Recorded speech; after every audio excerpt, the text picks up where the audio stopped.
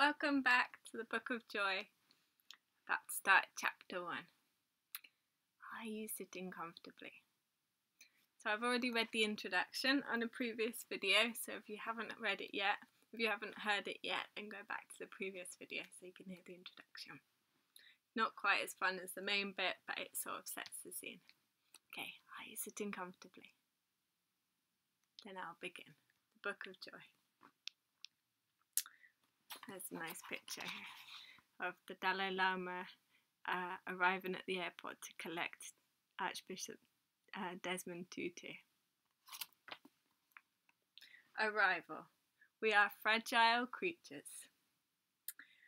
We are fragile creatures, and it is from this weakness, not despite it, that we discover the possibility of true joy. The Archbishop said as I handed him his sleek black cane with the silver handle shaped like a greyhound.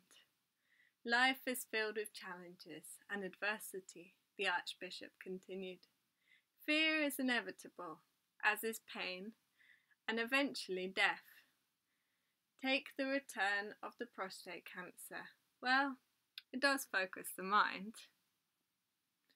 One of the side effects of the medicine the Archbishop was taking is fatigue, and he had slept for most of the flight to India, a beige blanket pulled up over his head. We had planned to talk on the flight, but sleep was most important, and now he was trying to share his thoughts quickly as we approached Dharamsala.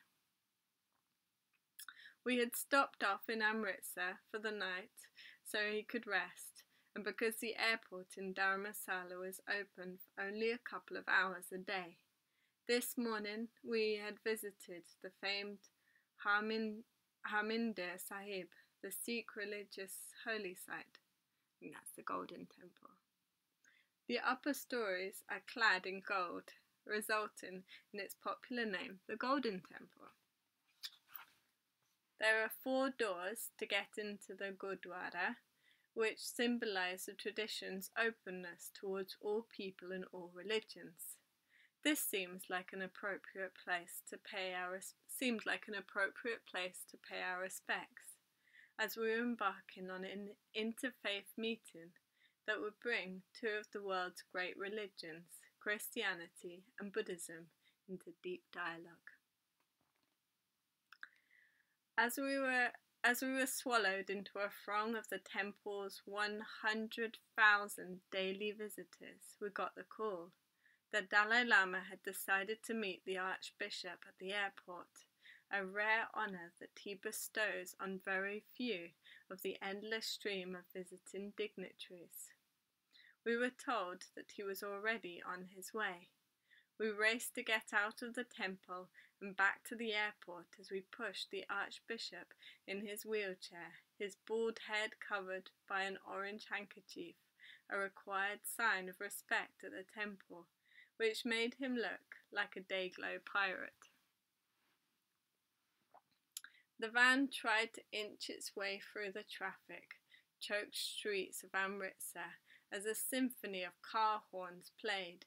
The mass of cars, pedestrians, bicycles, scooters and animals all jostling for position. Concrete buildings lined the roads, their rebar sticking out in an always unfinished state of expansion. We finally made it to the airport and onto the plane. We wished that the 20-minute flight would go even faster, concerned now that the Dalai Lama would be waiting on the tarmac. Discovering more joy does not, I'm sorry to say, the Archbishop added as we began our descent, save us from the inevitability of hardship and heartbreak. In fact, we may cry more easily, but we will laugh more easily too. Perhaps we are just more alive. Yet as we discover more joy, we can face suffering in a way that enables rather than embitters. We have hardship without becoming hard. We have heartbreak without being broken. I had witnessed with the Archbishop's tears and his laughter so many times, yet more his laughter than his tears in truth. But he does cry easily and often, for that which is not yet redeemed, for that which is not yet whole. It all matters to him, it all affects him deeply. His prayers, in which I have been enveloped, reach around the world to all who are in need and suffering. One of his book editors had a grandson who was ill and on the Archbishop's very long daily prayer list. Several years later, the editor asked if he would once again pray for his grandson, because the child's illness had returned. The Archbishop replied that he had never stopped praying for the boy. From the plain we could see the snow-covered mountains that are the postcard backdrop of the Dalai Lama's home in exile. After the Chinese invasion of Tibet, the Dalai Lama and 100,000 other Tibetans fled to India. These refugees were temporarily settled in the lowlands of India, where the heat and mosquitoes led a great many to become ill. Eventually, the government of India established the Dalai Lama's residence in Dharamsala, and the Dalai Lama was very grateful for the higher altitude and the cooler weather. Over time, many Tibetans came to settle here as well, as if the community was heartsick for the mountainous landscape and the high altitudes of their home, and of course, most of all, they wanted to be close to their spiritual and political leader, the Dalai Lama. Dharamsala is in the north of India, is in the North Indian state of Himachal Pradesh, and the British, when they ruled India, also used to come here to escape the relentless heat of the Indian summer. As we approached this former British hill station, we could see the green carpet of pine trees and agricultural fields below. Dense storm clouds and fog often closed the small airport, as it did on my last visit, but today the sky was blue. The wisps of clouds held at bay by the mountains. We descended for the steep landing. Dun, dun, dun. One great question underlies our existence, the Dalai Lama had said before the trip. What is the purpose of life? After much consideration, I believe that purpose of life is to find happiness. It does not matter whether one is a Buddhist, like me, or a Christian, like the Archbishop, or any other religion, or no religion at all. From the moment of birth, every human being wants to discover happiness and avoid suffering. No differences in our culture, or our education, or our religion affect this. From the very core of our being, we simply desire joy and contentment, but so often these feelings are fleeting and hard to find, like a butterfly that lands on us and then flutters away. The ultimate source of happiness is within us. Not money, not power, not status. Some of my friends are billionaires, and they are very unhappy people. Power and money fail to bring inner peace. Outward attainment will not bring real inner joyfulness. We must look inside. Sadly, many of the things that undermine our joy and happiness we create ourselves. Often it comes from the negative tendencies of the mind, emotional reactivity, or from an inability to appreciate and utilize the resources that exist within us. The suffering from a natural disaster we cannot control, but the suffering from our daily disasters we can. We create most of our suffering, so it should be logical that we also have the ability to create more joy. It simply depends on the attitudes, the perspective, and the reactions we bring to a situation, to our relationships, with other people. When it comes to personal happiness, there is a lot that we as individuals can do. We lurched forward as the brakes seized the tires, and then the plane rumbled and shook, stopping quickly on the short runway. Out the window of the plane we could see the Dalai Lama standing on the tarmac, a large yellow umbrella held over his head to protect him from the bright Indian sun. He was wearing his maroon robes and red shawl, although we could see a small patch of saffron yellow on his sleeveless vest. An entourage of office staff and airport officials in suits flanked him. Indian soldiers in khaki uniforms were providing security. The media had been kept outside the airport. This was going to be an intimate reunion, with only the Dalai Lama's personal photographer taking pictures. As the Archbishop hobbled down the steep stairs in his blue blazer and signature fisherman's cap, the Dalai Lama approached. The Dalai Lama was smiling, his eyes sparkling behind his large square-framed glasses. He bowed low, and then the Archbishop spread his arms out, and they embraced. They separated and held each other's shoulders, gazing into each other's eyes, as if trying to convince themselves that they were really together again. "I haven't seen you in a long while," Archbishop TuTu said. He touched the Dalai Lama's cheek tenderly with the tips of his fingers and inspected him closely. You look very good." The Dalai Lama, still holding the Archbishop's small shoulders, puckered as if to blow him a kiss. The Archbishop raised his left hand, gold wedding ring shining, and clasped the Dalai Lama's chin as one might to one's precious grandchild. Then the Archbishop went in for a kiss on the cheek. The Dalai Lama, not used to kisses from anyone, flinched, but also laughed with delight, which was quickly accompanied by the Archbishop's high-pitched cackle. "You don't like a kiss," the Archbishop said, and gave him another on the other cheek. I wondered how many kisses the Dalai Lama had received in his whole life, taken from his parents at the age of 2 and raised in a rarefied realm far away from kisses. They stopped for the formal presentation of kata, a white scarf, a Tibetan custom of greeting and respect. The Dalai Lama bowed with his hands pressed together at his heart, the gesture of welcome that recognizes our oneness. The Archbishop took off his fisherman's cap and bowed in return. The Dalai Lama then draped the long white silk scarf round the Archbishop's neck. They whispered into each other's ears, trying to talk over the noise of the jets still droning in the background.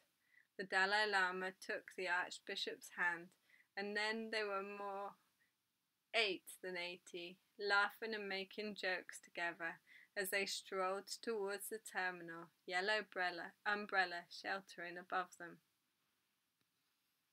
Even though the Archbishop's white scarf was bunched around his neck, it still hung all the way down to his body, his small body. The size of the kata one gives is a sign of esteem that one holds for the recipient, high lamas receiving the longest ones. This kata was the longest one I had ever seen. The Archbishop joked throughout the week that as kata after kata was draped around his neck, that he felt like a human coat rack. We were ushered into a small room with a couple of brown couches set aside for the Dalai Lama to await his often delayed or cancelled flights out of Dharamsala. We could see the media gathering outside the airport, lining the glass wall, waiting for a chance to snap a photograph or ask a question. It was only then that I recalled how newsworthy or even historic this trip was. It had been so easy to get lost in the logistics and to forget that their time together was an important event for the world. In the lounge, the Archbishop relaxed into a couch while the Dalai Lama was perched in a large chair beside him. Next to the Archbishop sat his daughter, Mufa, who was dressed in a brilliant green and red African print dress, her head draped with matching fabric. The youngest of 4 children, she followed her father into the ministry and was now the executive director of the Desmond and Leah TuTu Legacy Foundation. During our trip, Mufa would get down on bended knee and propose to her girlfriend, Marceline Van Furth. The trip was only a couple of months before the US Supreme Court made its landmark ruling legalizing gay marriage, but the Archbishop had supported gay rights for decades. Wow. He famously had said that he would refuse to go to a homophobic heaven. I like that. What many forget, especially those who find themselves on the receiving end of his moral censor, is that the Archbishop decries any form of oppression or discrimination, wherever he might find it. Shortly after the marriage, Mumfo was stripped of her ministry because the South African Anglican Church does not recognize gay marriage. Wow.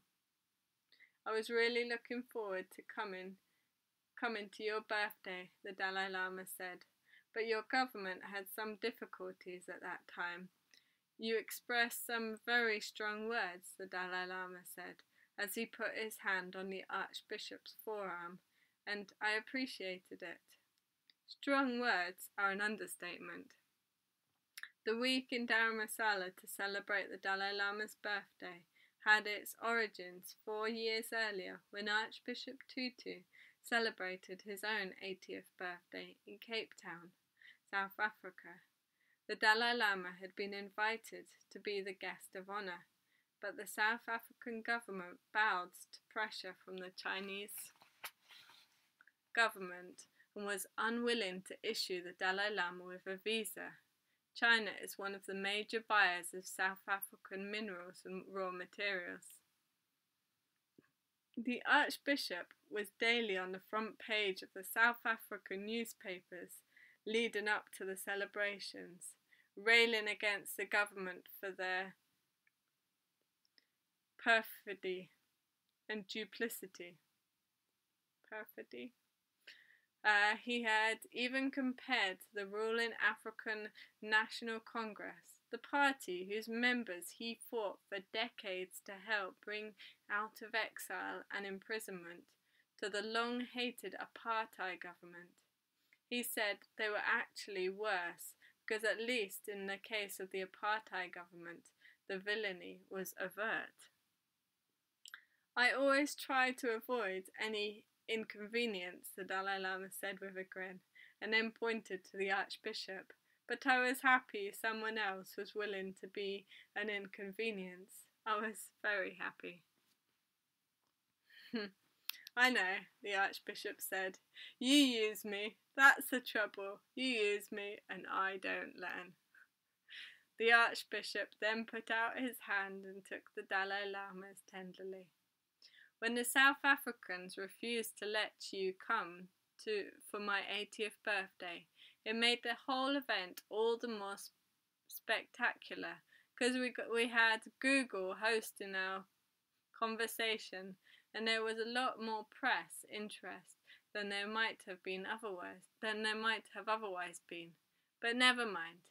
Wherever you are, there is a lot of interest. I'm not jealous. You know, I remember when we were in Seattle, they were looking for a venue that would be large enough for the people who want to come to see you, and it ended up that they found a football stadium. There were 70,000 people who wanted to come to hear this man, and he can't even speak proper English. The Dalai Lama let out a big belly laugh. It's really not nice, the Archbishop continued. You really need to pray that I become a little more popular like you. To tease someone is a sign of intimacy and friendship. To know that there is a reservoir of affection from which we all drink as funny and flawed humans. And yet their jokes were as much about themselves as about each other, never really putting the other down, but constantly reinforcing their bond and their friendship. The Archbishop wanted to thank and introduce each of the people who had helped make the trip possible. He introduced his daughter, Mpho, a philanthropist and peace builder, Pam Omidya, and me, but the Dalai Lama said he already knew all of us. Then he introduced my wife, Rachel, as his American doctor.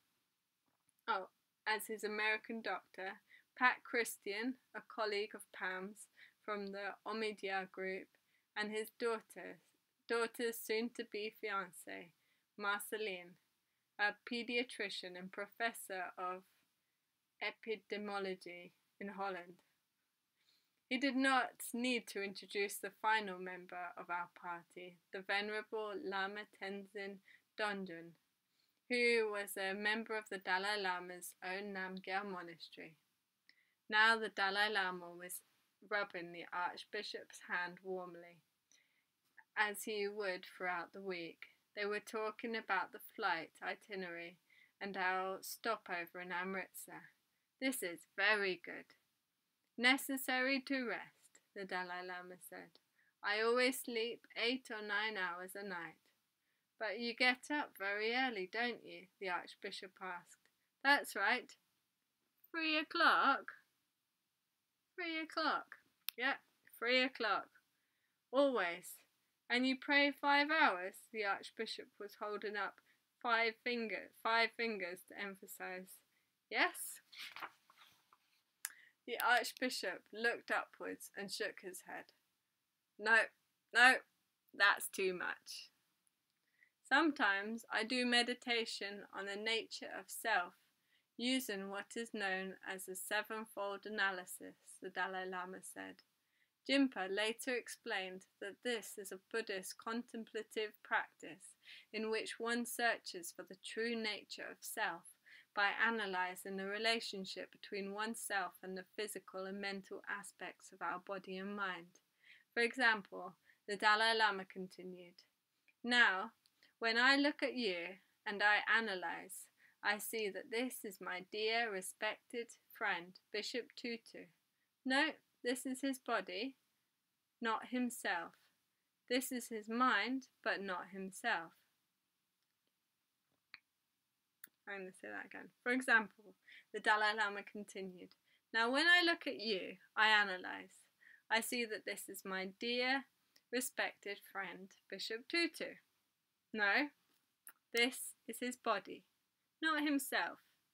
This is his mind, but not himself. The Dalai Lama leaned in to emphasize his point, presenting a paradox riddle as old as Buddhism. Where is Bishop TuTu's self? We can't find it. He slapped the Archbishop's forearm playfully. The Archbishop looked a little mystified and a little bemused. Really?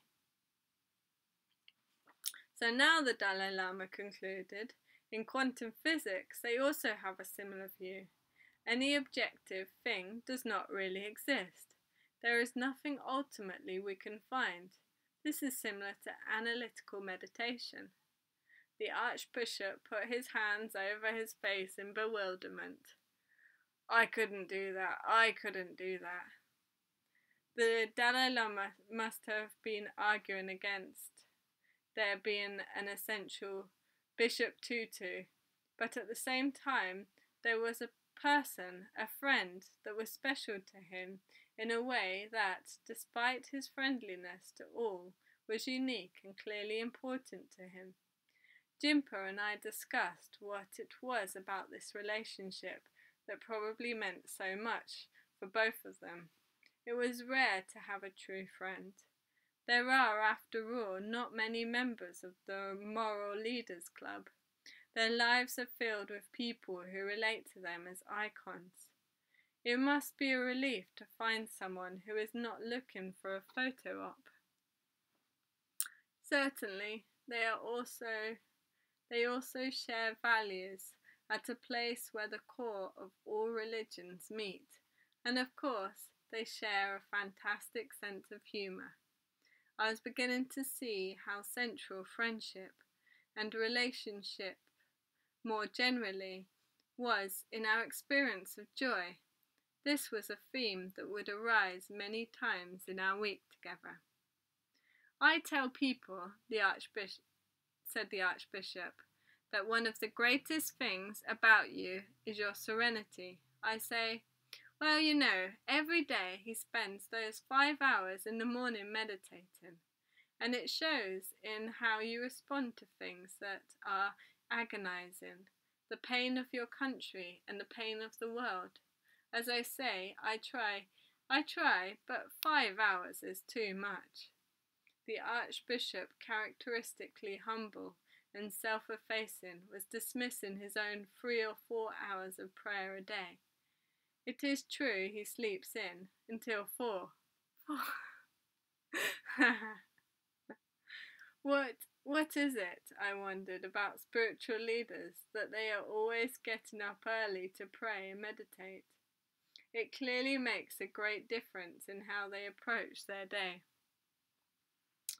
When I first heard that the Dalai Lama got up at 3 a.m, I thought I was going to hear another story of superhuman devotion and learn that he slept only 2 or 3 hours a night. I was relieved to hear that he simply went to bed very early, typically by 7 p.m. Not exactly practical for a householder who has children to feed and get to bed, I thought, but perhaps getting to bed an hour earlier and up an hour earlier was possible. Would it lead to more spiritual growth? Would it lead to more joy? The Dalai Lama held the Archbishop's hand up to his cheek. So now we go to my home. I think I'm going to leave it there and carry on reading because the chapters are really long. Oh, hang on. Let me see. 4 pages. Can we do it? Alright, I'll carry on. As we walked out of the airport, the media crowded around the 2 leaders and shouted questions about the Archbishop's trip. The Archbishop stopped to answer and to use the attention of the media to shine a spotlight on his injustice. He spoke as the clicks of the cameras peppered his comments. I am so glad to be here with my friend. Often things and people try to keep us apart, but the love that we have for each other and the goodness of God's universe ensures that we shall meet. The first time that the South African government refused him a visa when he was going to come to my 80th birthday, I asked him, "How many divisions do you have in your army? Why is China scared of you?" And that is what surprised me. Maybe they are right. A spiritual leader is something that should be taken very seriously. We hope that God's world will become a better place, more hospitable to goodness, more hospitable to compassion, more hospitable to generosity, more hospitable to living together so we don't have what is happening now between Russia and the Ukraine, or what is happening with ISIS, or what is happening in Kenya or Syria. They make God weep. The Archbishop turned to leave, but then paused again as another journalist asked about the purpose of his trip. We are together just to enjoy our friendship. and to talk about joy. The Archbishop and the Dalai Lama were whisked away by a waiting motorcade. The drive to the Dalai Lama's residence was about 3/4 of an hour. The streets had been closed to allow the Dalai Lama to go to the airport, and Tibetans, Indians, and a few tourists were lining the streets, hoping to get a glimpse of him and his special guests. I realise now why the Dalai Lama so rarely makes the pilgrimage to the airport. It is a major logistical operation that shuts down one of the main roads and impacts the whole city. We are here to discuss joy in the face of life's challenges, and everywhere in Dharamsala were reminders that this was a community that had been traumatized by oppression and exile. The town clings to winding hillside roads, and crafts stalls hang over the edges of sheer cliffs. Like construction throughout India and so much of the developing world, building code and security precautions were waved aside to make room for the exploding population. I wondered how these structures would fare in an earthquake, and feared that the whole city might be shaken off the back of these mountains like a leaf from a waking animal. The motorcade snaked up as the lines of the devout thickened, some burning incense, and many others with mala beads draped around their prayerfully cupped hands. It is hard for non-Tibetans to understand how much the Dalai Lama means to the Tibetan people. And this exiled community in particular. He is both the symbol of their national and political identity, and also the embodiment of their spiritual aspirations. To be the embodiment of the Bodhisattva of compassion means in many ways to be a Christ-like figure. I can only imagine how challenging it must be for the Dalai Lama to carry this responsibility, while also trying to emphasize his being nothing special, just one of the 7 billion people. The streets narrowed, and I wondered how our speeding cars could possibly pass through the throng of people. But we seemed to slow, only for the occasional sacred cow that meandered into the streets, perhaps also to get a better glimpse of the 2 holy men. I wondered if the careening pace was due to the security concerns or the desire to reopen the roads, but I guess more likely the former. This city, like all Indian cities, is formed through the constant friction of tectonic layers of culture, shifting and jostling with each other in a vibrant, sometimes uneasy display of devotion and identity. The Tibetan Buddhist hilltop town of McLeod Ganj, known also as Upper Dharamsala, is one more sedimentary level on the top of the Indian Hindu city. Dharamsala, or Dharamshala as it is pronounced in Hindi, means spiritual dwelling, combining the word dharma, or spiritual teaching, with shala, which is a dwelling, and the whole name means pilgrim's lodge or rest house. It is a fitting name for a city that is the site of so much pilgrimage today. We hurried through the simple metal gates of the Dalai Lama's complex, where his offices and private residence are located. We arrived at a semicircular driveway surrounding a bed bursting with spring flowers. I had visited Dharamshala in January to meet with the Dalai Lama's office to plan this trip. At the time, the whole town was shrouded in cloud and freezing cold, but now the sun was shining brightly, the flowers all the more eager to bloom, as they always seem to be in the brief growing season at high altitudes, their lives cut short, every day seemingly more urgent and appreciated. As the beginning of the dialogue grew closer, I realized I was becoming increasingly nervous, but I also knew that I was not the only one. On one of our planning calls for the trip, I had been touched by the Archbishop's honest expression of concern about crossing wits with the Dalai Lama. He is much more cerebral, he said, referring to the Dalai Lama's great love of debate, intellectual inquiry, and scientific exploration. I'm more instinctual, he had said, and I remembered him saying that deep, visceral knowing and prayerful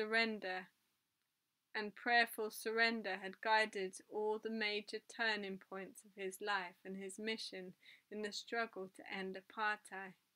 I guess even great spiritual leaders get nervous when they are journeying into the unknown.